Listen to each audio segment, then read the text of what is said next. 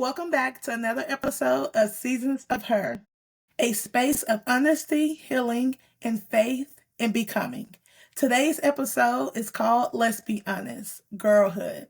We're talking about the lessons that shaped us, the ones that we missed, and the ones we're finally teaching ourselves and our daughters. I'm sitting down with someone who embodies wisdom and growth. She is real, vulnerable, have teachable moments with her followers. And today we're going to tap into that big sis energy. So let's settle in because this conversation is going to be honest, soft, and so necessary. Let everybody welcome Jarnay Dawson. Welcome. So, thank you for being here today. And I really do think that you have wisdom. You have a lot of great advice. Like I was telling you before, you were on my For You page, and I'm like, okay, you have to talk to me like that, sis. But it's something that I needed because I have been, it was a clip saying pretty much watch how you talk to your husband, and sometimes we need to shut up. And I was like, yeah, I need to do that. So I have been very mindful of that since seeing that on my For You page. So thank you for that. So for the people who may not know you, who is the woman that you are today? Who am I today? I'm just a woman growing in grace and in gratitude every day, figuring it out and just trying to bring and share with other women as well because I'm a firm believer in each one, reach one, teach one. So, it's some things that I don't know and I didn't know. And so I can't be the only one. I feel like as women, we all connect on a certain level. As a mother, we all go through certain things. As a wife, we all go through certain things. And I feel like I have the gift of no shame in my game. Yeah, Yeah, that's how I'm able to talk about it and be vulnerable and also take younger women or older women along with me with this journey. No shame, yeah, So yeah, that's yeah. who I. Because we're all learning and going through it together. Like no matter what season or phase you in life. So we're just gonna jump right in. What part of girlhood are you still unlearning today? I'm still unlearning having to move all the time. I feel like I was well, you don't know, but I was predominantly raised by my dad, and all I saw was him always moving, always doing something. Is so I picked that up, and now I'm trying to unlearn that and learn that it's okay to have fun. Having daughters has taught me that it's okay to still have fun, like and squeal sometimes, and the little things that girls do. So that's what I feel like I'm learning right now is to still enjoy that piece of me. Yeah, I agree. I'm always a person that's on the go. Before I got married, and I saw my mom, like she was a single mom, so she worked 2 jobs, and we'd be at our grandparents' house, we'd see her, and she was just always on the go. And that is hard to learn how to sit still and stop moving all the time. Like this last year, I was in that position and I thought I was going nuts. I have to be at home, do this. I don't have kids of my own, but I am a bonus mom. So it was just like everything was so new and I had to sit still. Hmm. And that's hard when you are a busybody. And I'm also even learning now too, and this is very transparent, and this is something that people probably don't want to admit, is learning that it's okay to cheer another person on. It's not gonna dim my candle. It's not gonna make me no less of a woman or no less greater to encourage another woman or to lighten her candle a little bit more. I feel like that's something that I definitely had to unlearn. I have 4 sisters. And so growing up, it was a little bit competitive for attention, especially with having just one parent there. And so I don't think people talk about that enough. The fact that when you grow up with one parent and multiple kids, y'all compete for time with that parent. You want love and you want affection and you want things from that parent. So that's how it grows into a woman of competing with other women. So growing up, people don't really know where the competition kind of aspect comes from within other women, but I feel like that is a big thing. You don't realize it it just goes under the radar, but you have to compete from if you grew up with a single mom or a single father, whatever, you have to compete for that time. And so when you become an adulthood, that's when you become a woman, that's how it evolves. It evolves into you not knowing how to share space with other women. And so I feel like having my daughters taught me that that was something I had to intentionally, and even now, be super aware of when I'm doing it. Yeah. I thought I was the middle child. And I think people say that middle child, whatever, is like you're fighting for attention. And I realized that too growing up, that it was like my brother, he was the firstborn. So he was always her baby and the only boy. And then you had my baby sister. She was the baby. So she got away with everything. And it was like I was always fighting, feel like I was fighting for something. And as I got older, I realized that I didn't have to fight for anything. And it was like, the love is still there. You don't have to overdo it because the little things that you do when you're a kid, you grow up and you become that and you're doing that. So you're unlearning that I don't have to fight for this attention. It's okay to cheer people on. It's okay to be, you know, supportive with everybody else while you're still going through your own thing. So yeah, I completely understand. So I can only imagine how that is. And then your dad too. So she's 6 years apart. So I had my time with my dad.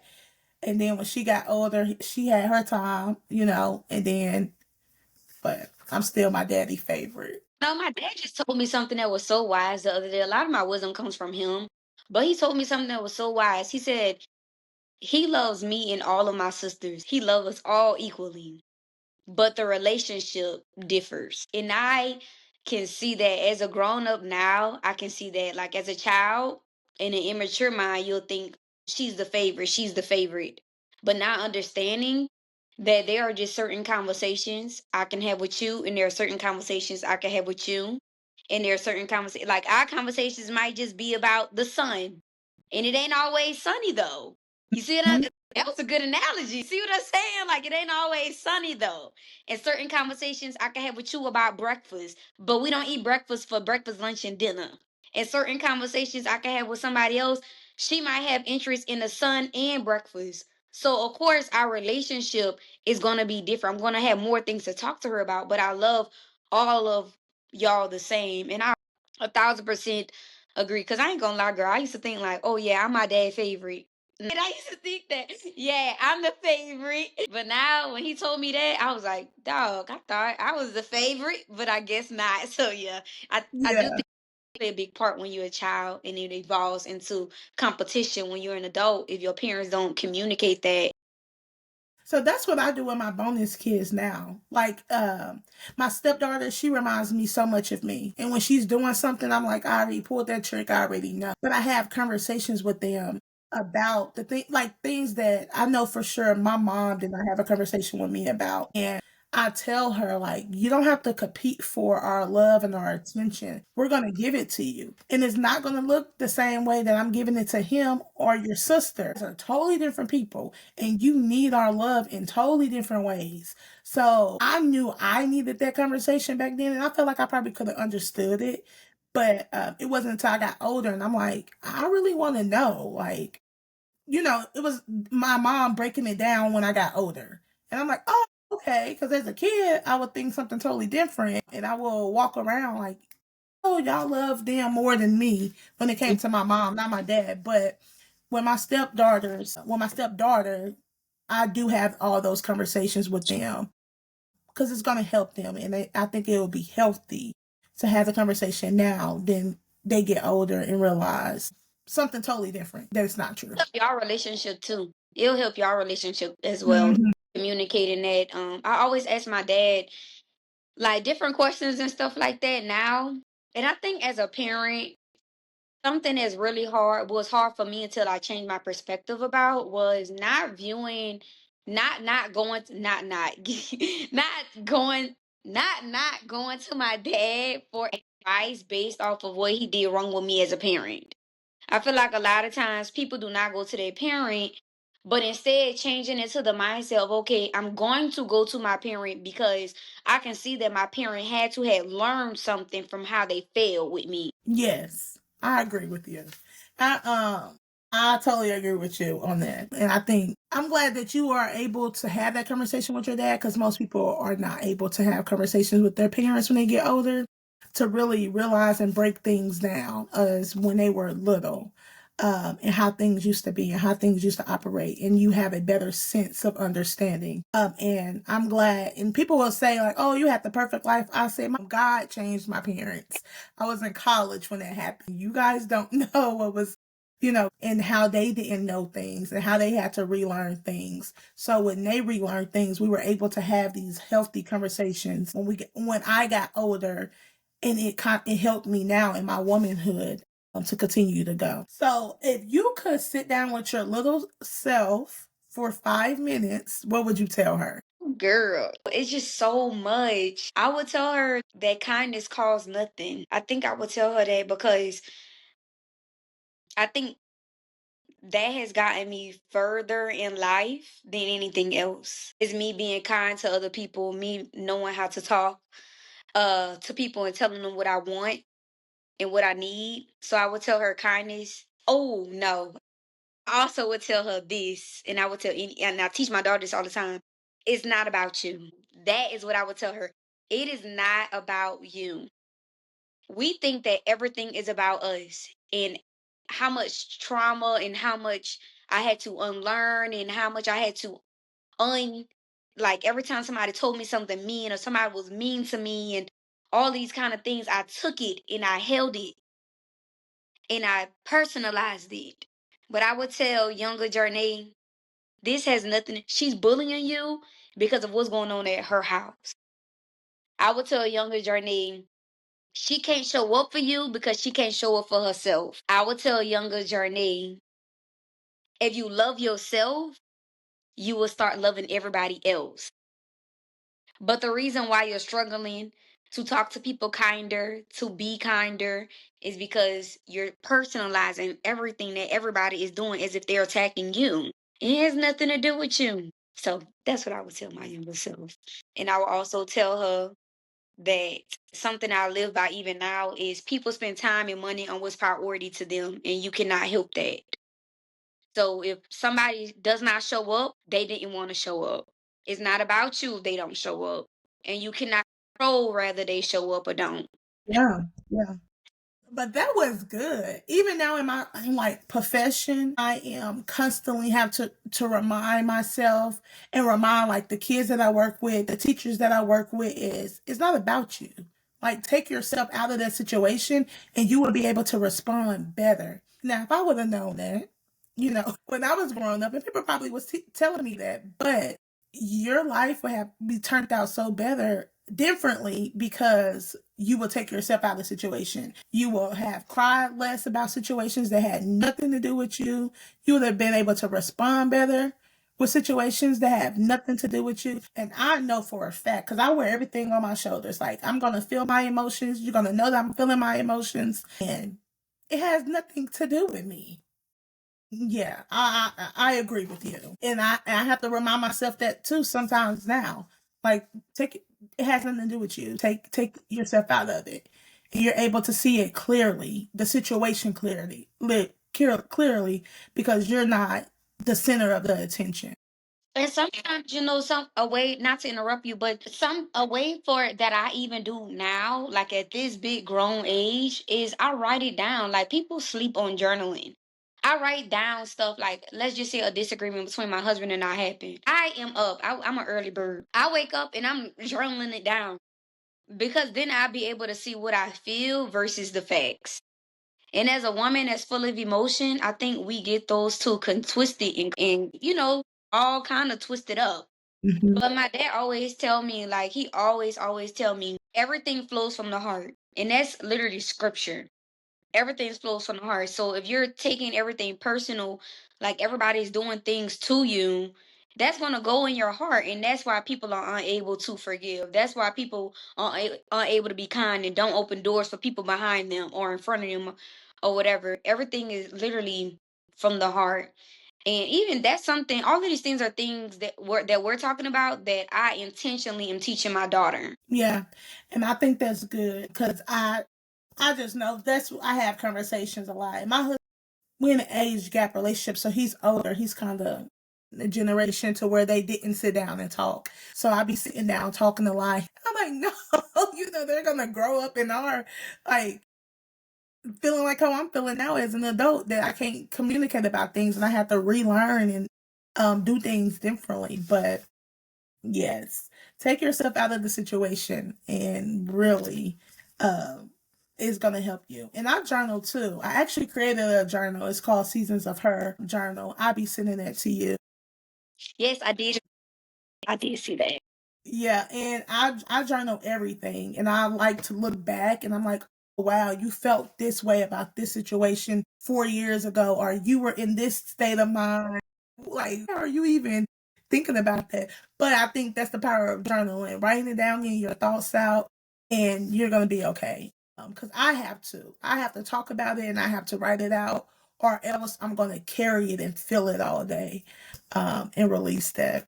So, what were you taught about being a woman that does not serve you as an adult now? Like I just said, my dad predominantly raised me. Well, my mom was there, and then my dad and my mom divorced when I was about 8 or so. And so it wasn't really what I was told about being a woman, it was more so what I saw about being a woman. And what I saw was, and I love my grandma and I love all my family. In case they hear this, I love them. But like I was talking about, not blowing another woman's candle out, isn't and stuff like that. I had to unlearn that. I had to unlearn gossip. I had to unlearn that because I grew up seeing my grandma talk about my auntie. I grew up seeing my mama dog my auntie. I grew up seeing that. So we think that's normal, and it's not. So I joined the military when I was 18. My dad put me out, was like, get out, literally. So we great now, but that's what he did. And I think I needed that. But, anyways, that's when I learned that you can't do that. And I learned that because failed friendships, and it was my own fault from me talking about one friend to another friend and I didn't know. I'm thinking, you get mad at your sister, talk about the talker. Can you believe what she did? And like, and everything fine. Like, we think that's normal. But as I got older, I started to see you can't do that. That's backstabbing. You can't do that. That's not loyal. So I had to unlearn that. I think that was one huge thing that I had to learn, was that right there, was that gossiping. Yeah. That's a big. I think we kind of grew up in the same similar environment when it comes to that, and that's normal, in in families that you do that. So then you become that, and unlearning those trauma traits as an adult or as a woman is hard. And so I do love my family too, but it's a lot as a woman. When you grow up, you realize that those things are not healthy. And in order to be the best version of yourself, you have to unlearn some of those traits. And then on top of that too, I don't think people understand how much time you're spending talking about somebody else. You're taking away from yourself. You could be really in on your grind. You could be way further ahead if you stop picking up the phone talking about other people. If you stop picking up the phone and having the center of y'all conversation about somebody, well, who somebody else got pregnant by, who somebody else still with, taking care of. And that's real conversations. That's real conversation that get shared among a family. It's not, did you hear she got some money? It's conversations what people are doing intentionally in their life. They and I don't think we understand that we take into concept. Everybody's trying to figure it out. You're figuring it out and my figuring it out are different. And what helped me with the gossiping, I don't know who you struggle with this or not, but I feel like gossiping it makes us feel better than whoever we're gossiping about. It makes us feel like we're higher and they're lower. Like, okay, I don't have to focus on the fact that I'm not retired or I'm not setting up for my retirement at this big grown age because I'm busy talking about who my little cousin got pregnant by and how they still taking care of a man. It makes me feel like I'm better. So you're wasting time while you're doing that though. And so for me to stop, I'm not talking about nothing that I didn't used to do, for the record. The only things that I talk about is things that I had to heal from and unlearn to not continue on with my own kids. And one of the things that made me stop doing it was stop viewing people in relationships on a vertical but more so a horizontal standpoint. Yeah. It's more so I'm over here and you're over here, and that's fine. Yeah. I get that. I like how you put that in perspective too. Because the more you think that you're above people, the more that you talk about the people that's beneath you. I've always was taught that you don't talk about people, you don't give energy to people that you think is beneath you. So that right there has always stood with me. So why are you focusing on that? Why are you focusing on what they're doing and what they got going on? Like, do you want to be where they at? Yeah. So she used to get on to me about that a lot. So definitely, you over here and I'm over here. We're on two different spectrums of life. You do your thing, I do my thing, and let it be. So moving on to marriage. How long have you been married? I have been married for 10 years in December. Okay, right there close to Christmas. No, Happy terrible. I don't anniversary. advise it. I don't advise for nobody to get married this close to Christmas, by the way. My brother and his wife got married around that time, and my husband's older daughter is getting married this year on the 20th. And I'm like, why? Not a good idea. It's not a good idea because it gets meshed with the kids. It gets meshed with Christmas, and it gets pushed back and moved to the left. It's awful. So, what part of your marriage revealed that you didn't know you needed work in? Baby, I was a yeller. I was a yeller. Like, I was a yeller, and I feel like my husband revealed that about me. Um, yeah, and that definitely the yelling, the control. Oof, I learned that because my husband and I got married so young. I was just turned 19, and my husband had just turned 20. I think he was. I don't know. We was young. Period. We was young, and so he wasn't a man yet, and I wasn't a woman yet. So we came from two different backgrounds. He came from a single mother, and I came from a single father. So, with that being said, I saw my dad doing everything. And if my dad didn't do everything, then, you know, I made sure it got done. Like, like you do what needs to be done. That's what I was taught from seeing my dad as a man, like a provider, a man. And he came from the background of a single mother who was complete opposite of my dad. They just two different lifestyles. So yeah, I learned that I had control issues by trying to make him be that. But I realized that I can control what I can, and what I cannot control, I can't allow to control me. So I feel like in my marriage, in the early stages, I learned that. I learned that when I couldn't control stuff, I would start to yell. And when you start to yell as a woman, you yelling at your kids or whoever, it's a way for you to regain control. So, how do you, like now, how do you handle the not yelling or not trying to be in control of things? First off, journaling. Journaling is so important. I had to literally take I'm gonna be very honest with you. God, I started working on it, praying about it, praying that, that same thing that I always said when I was growing up and still now he says all the time. And I think people are not aware of how much the lack of wise counsel can affect you. At one point, my husband wanted a divorce. We was probably I was stationed in Germany, and he was here in the States. And I won't ever forget this. He he wanted a divorce, and I was like, no, I ain't want no divorce. I'm like, single mother, me? Ain't no way, Jose. Like, you staying with me. At the time, I was a force to reckon, especially because the career path that I was in. I'm in the army, so I was going to work, talking to men, yelling at them and stuff, and then expect to turn it off when I get home. It didn't go off. So, anyways, he wanted a divorce, and I called my dad, and I'm crying. I don't want to leave it. All the drama, all the shenanigans. And my dad told me, he told me that I was mean. My dad was the one that told me. He told me I was mean, and that he had a reason to leave me. Yeah, he was very honest with me. He was very honest with me. He told me, he said, go back and look at all your text messages. When he texts you and say good morning, what are you saying? When he texted you and say, "I love you," what are you saying? And I looked back at them text messages, girl, and I was like, "You don't love me. What in the world was wrong with me?" He would say, "Good morning." I would say, "Yeah, but you didn't say good night." Like, girl, like, so that was like an awakening enough for me that you asked, and that was a question, right? Yeah, yeah. Yeah, so it was that. It was him wanting a divorce, and then also like see my second child is what changed me as well, even within my marriage. The yelling, seeing how it affected her.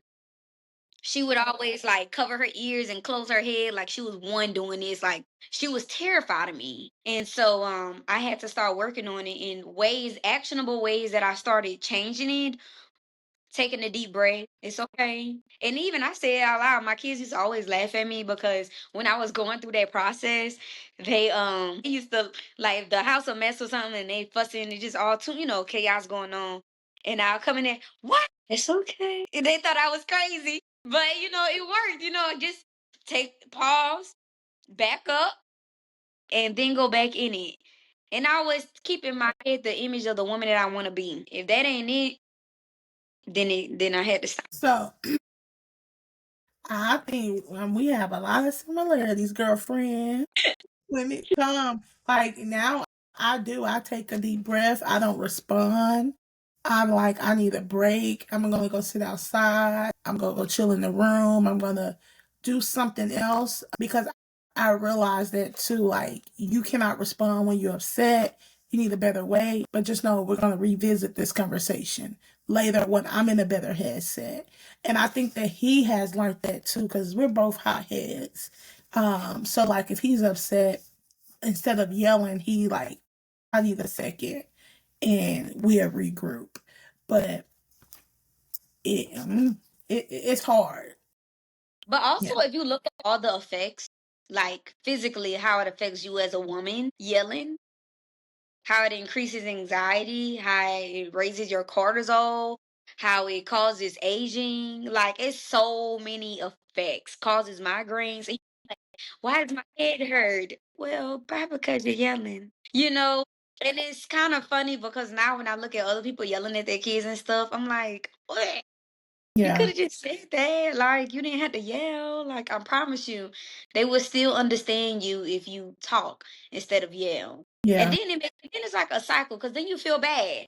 I did. Like, then you feel bad. You're like, did I really need? I'm just so sorry. Why did I act like See?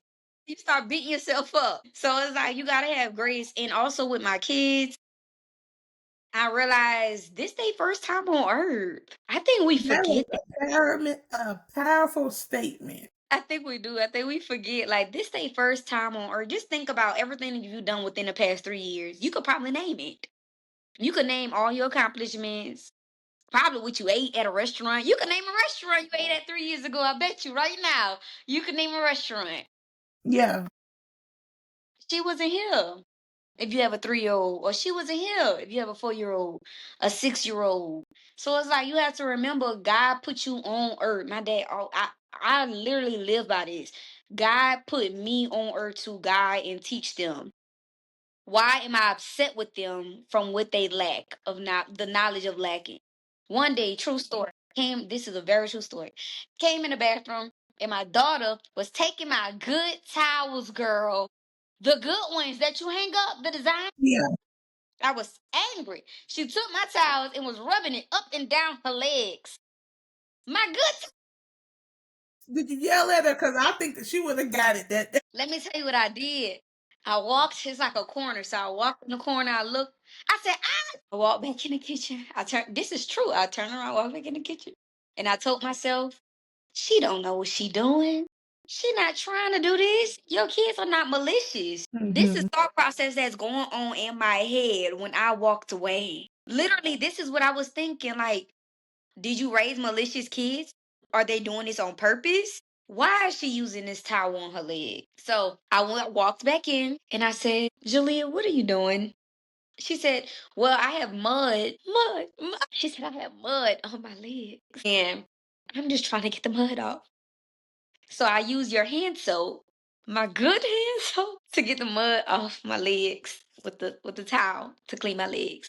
I grabbed it from her gently. I said, "Well, we don't use these towels. Teach." God gave me to her to teach. We don't use these towels for this. I'm gonna take these and I'm gonna put them in the washer.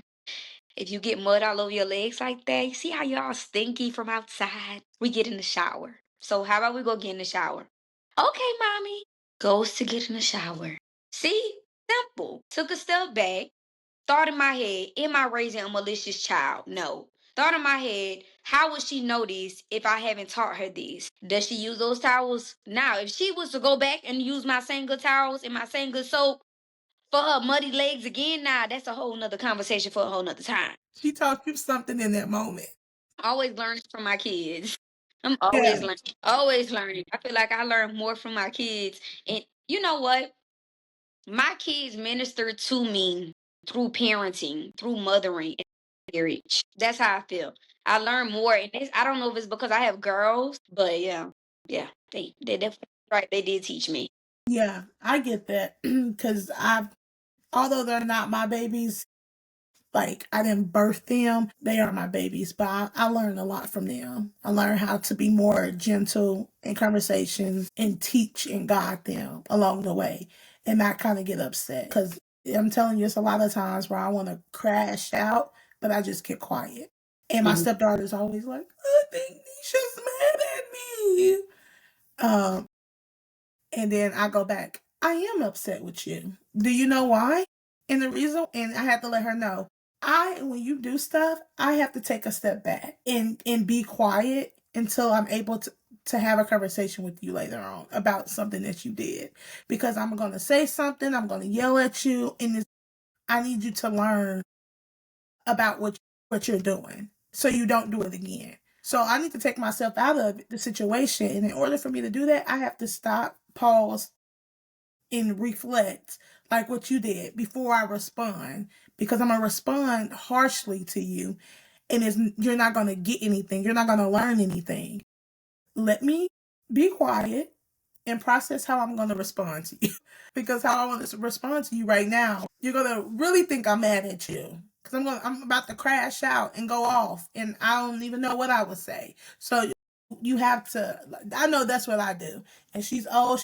She's in the 5th grade, and I don't know what grade your baby's in, but once they get to that age, and girls, they're learning a lot, and it's difficult. So I definitely stop before I speak. That's the same thing. Like I'm teaching them how to communicate by communicating.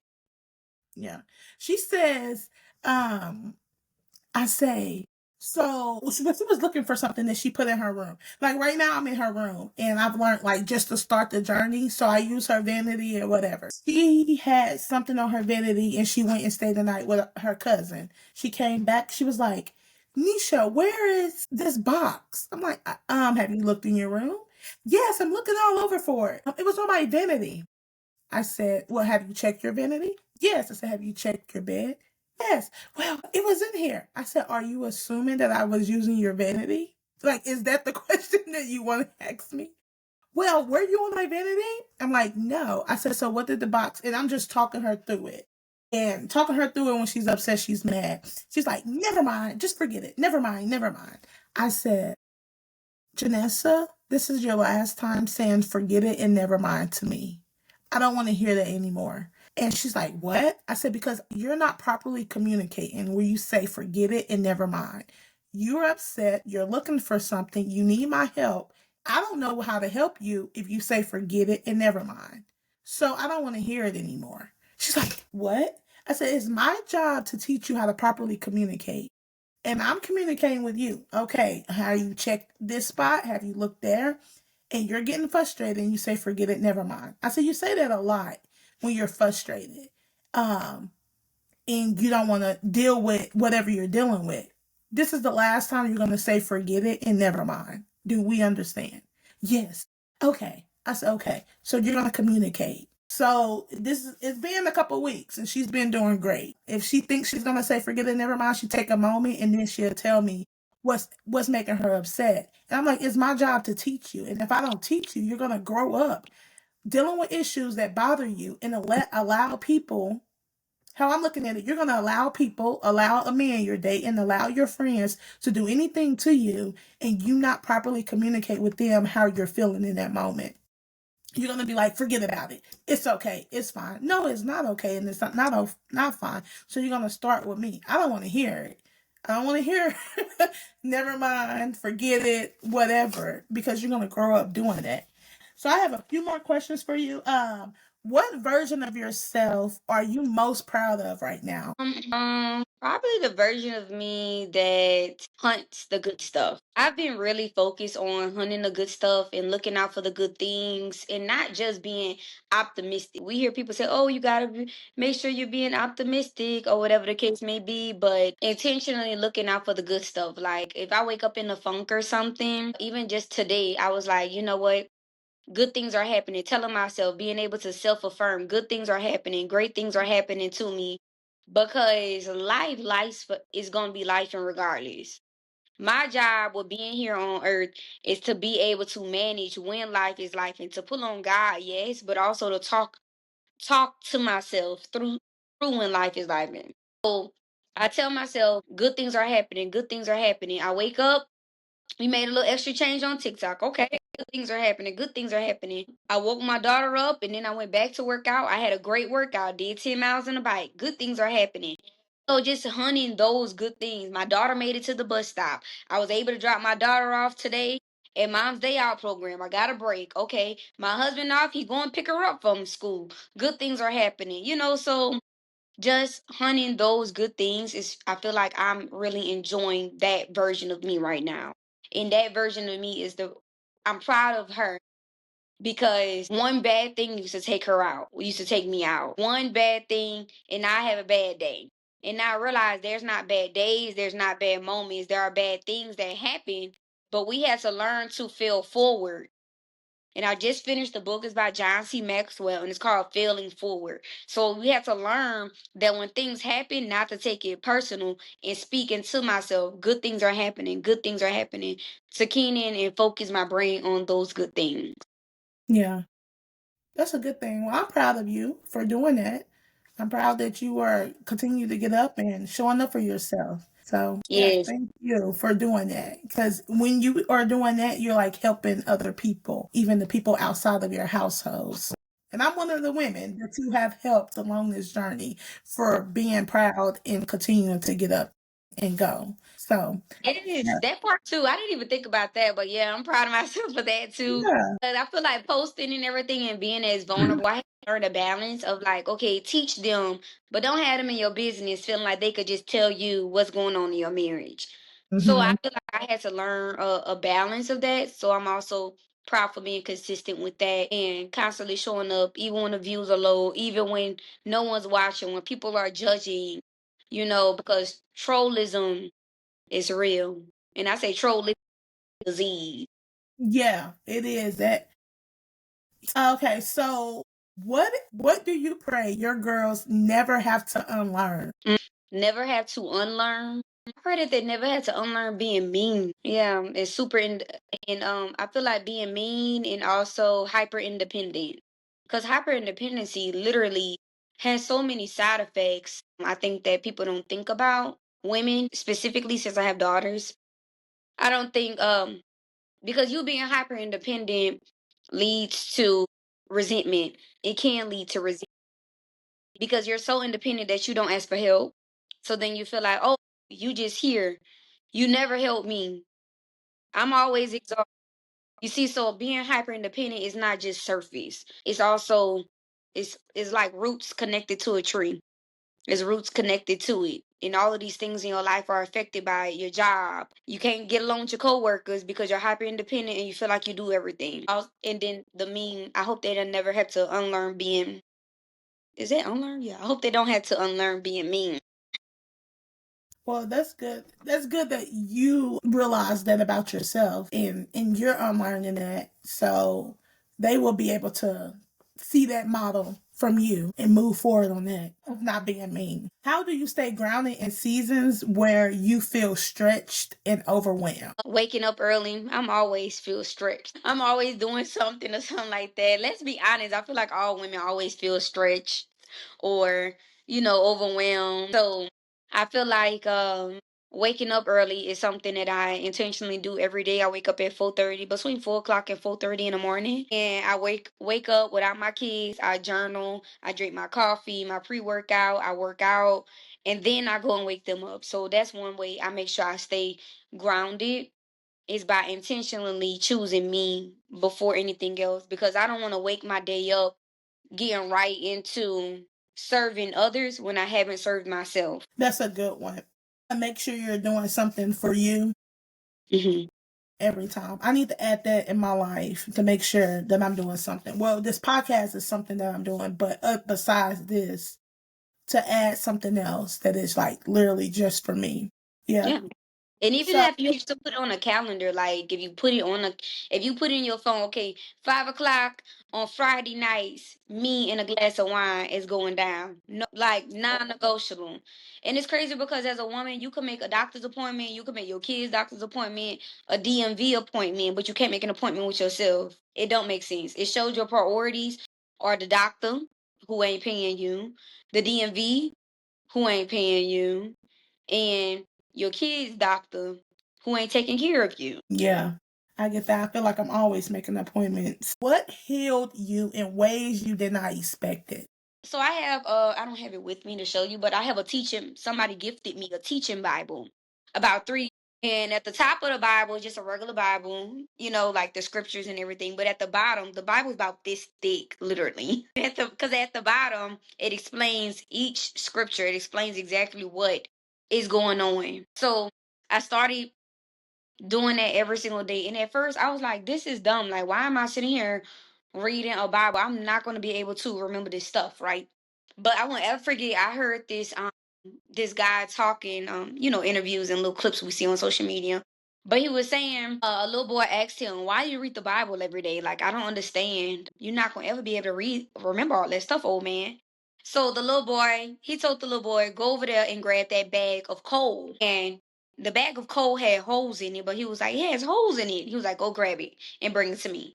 And he was like, okay. So the boy went over there, grabbed the bag of coals. He walked back over there to the old man. The old man said, now dump that bag of coal out and go and fill this same bag of coal up that's dirty in the inside with that water. And I want you to come over here and fill this bucket up with water. Go back and forth every time. So the little boy walk across and go and take that same dirty bag and fill it up with water. Water leaking out, make it all the way over there. Dump the water out. Kept doing it. Grabbing the dirty bag of coal, got the water, bring it back. Did it over and over and over again. Eventually, that dirty bag of that bag that had coal in it was clean. So it's the same way that the Bible does us. At first, I started reading it and I'm like, I'm not going to be able to remember this. But as time went on, I kept going back to that Bible. I kept reading Proverbs. Jarnay, how are you so wise? This is why. No one knows. Everyone want to know, how is she so wise? How is she so young and so wise? I'm telling you what I did. I kept reading Proverbs. Like every day of the month, today's the 8th, I'm reading Proverbs 8. Today's the 9th, I'm reading Proverbs 9. I read Matthew, then I read a verse in Proverbs. Not a verse, but like that chapter. And I didn't just read it to read it. But that's why I think the teaching Bible was so great, because it actually explained to me what was going on, what he, thou, is me. Like it really explained what was going on. So as time went on, I also started reading other books, self-care books, self-help books, all of that kind of stuff. And that's what evolved me into who I am now. And then also wise counsel, good advice or bad advice. One of the best pieces of advice I heard about getting advice was eat the meat and leave the bones.